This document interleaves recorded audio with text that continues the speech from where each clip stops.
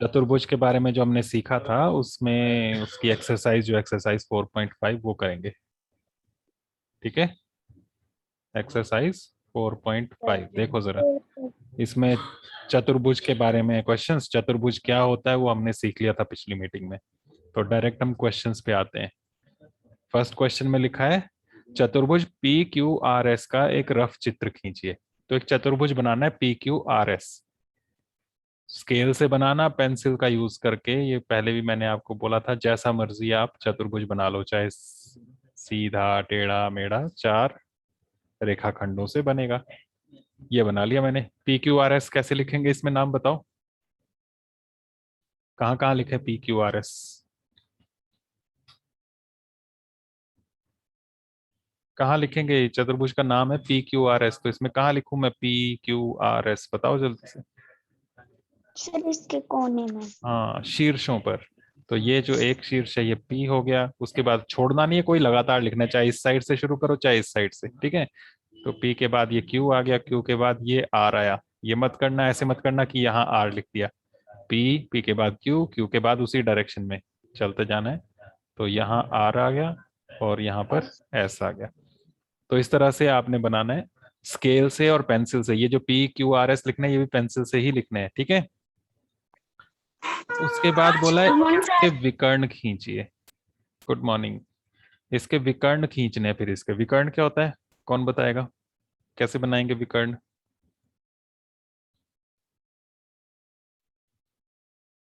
जल्दी बोलो। से आ सकर। पी से आर तक विकर्ण होते हैं ये।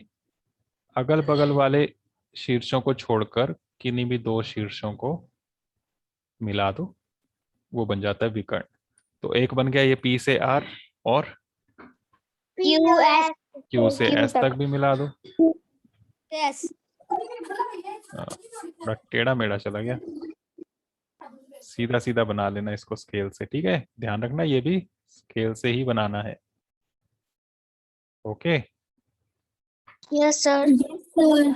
Yes sir. स्केल से ही बनाना है। अब आगे क्वेश्चन में ही लिखा है इनके नाम लिखिए। जो विकर्ण खींचे, पहले बोला विकर्ण खींचिए, फिर बोला इनके नाम लिखिए। तो विकर्णों के नाम भी लिखने हैं। कौन कौन से विकर्ण बने, नाम बोलो। P R R P R और दूसरा एस क्यू एस। ये बन गया। ओके, तो दोनों विकर्णों के नाम भी लिख लिए। आगे लिखा है क्या विकर्णों का प्रतिच्छेद बिंदु चतुर्भुज के अभ्यंतर में स्थित है या बहिर्भाग में स्थित है? विकर्णों का प्रतिच्छेद, प्रतिच्छेद होता है काटने वाला बिंदु। प्रतिच्छेद बिंदु काटने वाला, कहाँ काट रहे हैं ये दोनों? देखो ये दोनों विकर्ण एक दूसरे को कहाँ काट रहे हैं, एक दूसरे को कहाँ मिल रहे हैं? इस जगह ना, ये वाला अभ्यंतर बिंदु है। में। तो इस बिंदु का नाम कुछ रख लो, जैसे ओ रख लेते हैं। तो ये जो प्रतिच्छेद बिंदु है ये कहाँ है, अभ्यंतर में या बहिर्भाग में? अभ्यंतर। हाँ, तो आंसर में लिखना है विकर्णों का प्रतिच्छेद बिंदु अभ्यंतर में है। किसके अभ्यंतर में? चतुर्भुज के चतुर्भुज के अभ्यंतर अभ्यंतर में स्थित है। क्वेश्चन में लिखा है जैसे वैसे लिखना बस। ठीक है, तो इस तरह से आपका क्वेश्चन 1 का आंसर हुआ ये। क्वेश्चन नंबर 2, क्वेश्चन नंबर 2 में लिखा है चतुर्भुज के एल एम एन का एक रफ चित्र खींचिए। जैसे हमने पी क्यू आर एस बनाया, यहाँ पर चतुर्भुज के एल एम एन बनाना है। तो इसमें भी आप बना सकते हो, इसकी शेप कुछ और रख लेना। ठीक है, जैसी आपको अच्छी लगे वैसी शेप बना लेना। तो मैं ये बना देता हूँ, के एल एम एन रखना है। तो यहाँ के आ गया, ये एल आ गया, ये एम आ गया और ये एन आ गया। ठीक है, तो ये चतुर्भुज एल एम एन बन गया। बहुत छोटा छोटा मत बनाना, ये ध्यान रखना। ठीक है, थोड़ा बड़ा सा बनाना, कम से कम 4-5 लाइनों में बने आपकी कॉपी में। Yes sir. अब यहाँ पर आगे लिखा है बताइए, इसमें अलग अलग पार्ट्स हैं, क्या क्या बताना है। ए पार्ट में बोला है सम्मुख भुजाओं के 2 युग्म। सम्मुख भुजाएं यहाँ पर बतानी है, सम्मुख भुजाएं 2 युग्म। दो जोड़े। कौन कौन सी भुजाएं सम्मुख है? सम्मुख होता है आमने सामने। आमने सामने। आमने सामने की भुजाएं कौन सी है? जैसे इसके सामने की भुजा कौन सी है? केएल के सामने। क्या? केएल के सामने वाली भुजा कौन सी है? केएम।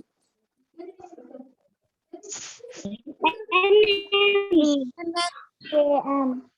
केएम तो कहीं भुजा है ही नहीं केएम। अरे केएल जो ये वाली लाइन है, इसके सामने वाली लाइन कौन सी है? M M. एम एन, ये वाली। ठीक है, तो दो जोड़े बनाने, तो एक जोड़ा ये बन गया, सॉरी, केएल केएम और एम एन, एक बन गया। दूसरा जोड़ा कौन सा बनेगा? ये हो गई आमने, एम के। ये वाली। इसके सामने कौन सी? ये वाली। M L. एम तो एल। एन के और एम एल।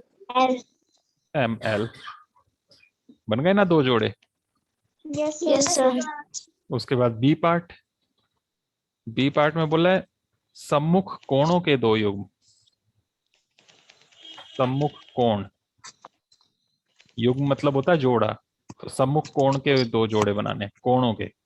अभी हम भुजाओं के देख रहे थे, कोणों के देखने। जैसे ये कोण के है, इसके सामने कौन सा कोण है?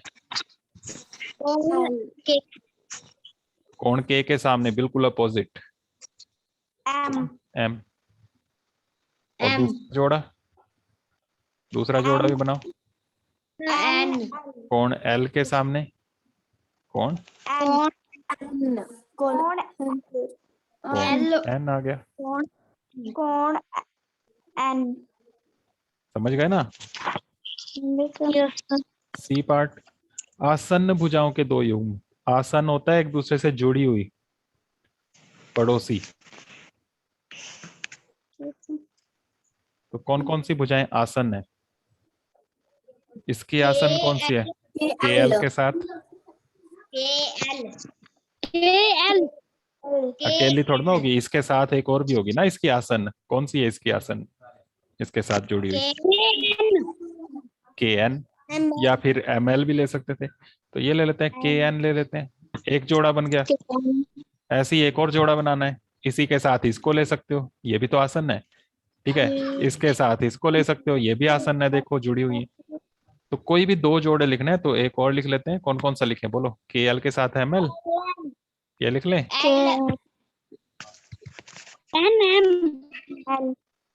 ये बन गया। या फिर आप अगर अगर आपने एम एल के साथ एम एन लिखनी है तो ये भी चल पड़ेगा। ठीक है, तो दो ही जोड़े लिखने थे, तो ये दो जोड़े हमने बना दिए। Yes sir. उसके बाद डी पार्ट और है, यहाँ पर कर देता हूँ मैं, इसी के नीचे करना आपने। ठीक है, यस सर। आसन कोण। डी पार्ट में लिखा है आसन्न कोणों के दो युग्म बनाओ। आसन्न मतलब अगल बगल वाले। फिर से कोण के आसन्न कोण कौन सा है? एन। कोण एन, अगल बगल में जुड़े हुए हैं, क्योंकि देख लो इसमें बीच वाली ये भुजा इस दोनों में आ रही है। और एक और जोड़ा बनाना है, तो के का ही आसन एक और भी है, कौन सा है? एल। एल। कोण एल। ठीक है, यस सर। ऐसे दो ही जोड़े बनाने। यहाँ पर आप और भी जोड़े बना सकते थे, लेकिन आपको दो ही बोला लिखने के लिए, तो ये इस तरह से हो जाएगा। ओके, तो ये क्वेश्चंस आपने कर लेने हैं। कर लोगे इनको? Yes sir. Yes sir. तो ये वाली एक्सरसाइज आपकी कंप्लीट हो गई। थर्ड क्वेश्चन इसका नहीं करना आपने, ठीक है? यस। अब इसके बाद आपके पास है एक्सरसाइज 4.6। 4.6 में वृत्त के बारे में है ये।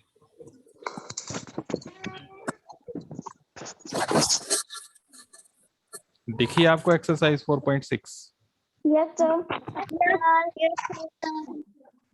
इसमें वृत्त के बारे में कहा गया है। वृत्त के अलग अलग भागों के अलग अलग नाम होते हैं, वो यहाँ पर आपको पता होने चाहिए, तब आप ये एक्सरसाइज कर पाओगे। तो इसके लिए एक वीडियो बनाई थी मैंने पिछली बार, तो उसमें अच्छे से समझाया हुआ है, वहां से आपने अच्छे से उसको समझना है। वो वीडियो सेंड करूंगा मैं आपको, ठीक है। वृत्त पता है ना आपको? Yes sir. गोला मत बोलना, प्रकार से जो बनाते हैं, इसमें बीच में जो बिंदु होता है उसको हम केंद्र कहते हैं, है ना। और ये जो चारों तरफ लाइन लगती है इसे हम वृत्त कहते हैं। ये वृत्त जो है केंद्र से चारों तरफ समान दूरी पर होता है। ये जो दूरी होती है इसको हम त्रिज्या कहते हैं, पता है ना। सेंटर से ये जो होती है दूरी, इसको कहते हैं हम त्रिज्या। चारों तरफ ये बराबर होती है।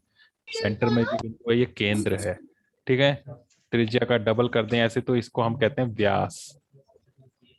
व्यास वृत्त के दो बिंदुओं को ये मिलाता है और केंद्र से भी होकर जाता है, त्रिज्या का डबल होता है।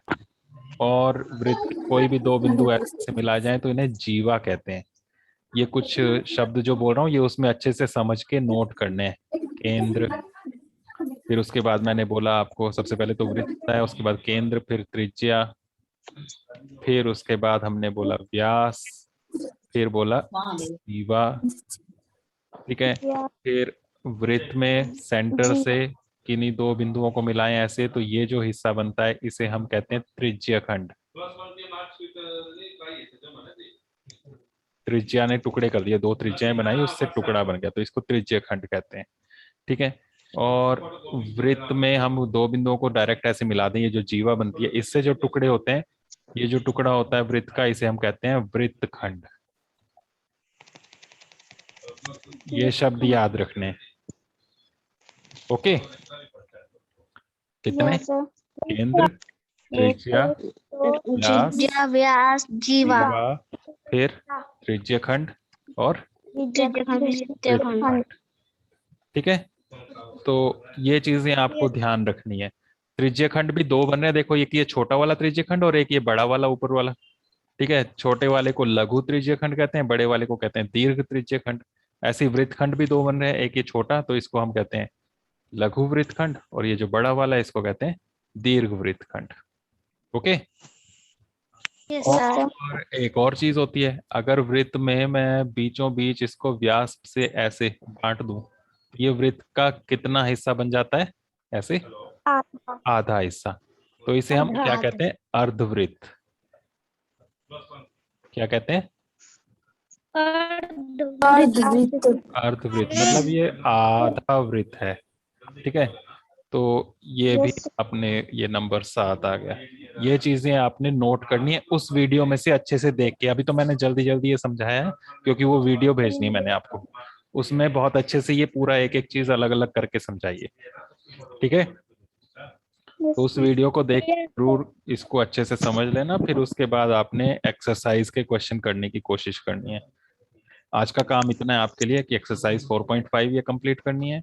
उसके बाद ये वृत्त जो है इसके अलग अलग पार्ट्स उस वीडियो से देख के चित्र बना के नोट करने हैं, ठीक है। Yes sir.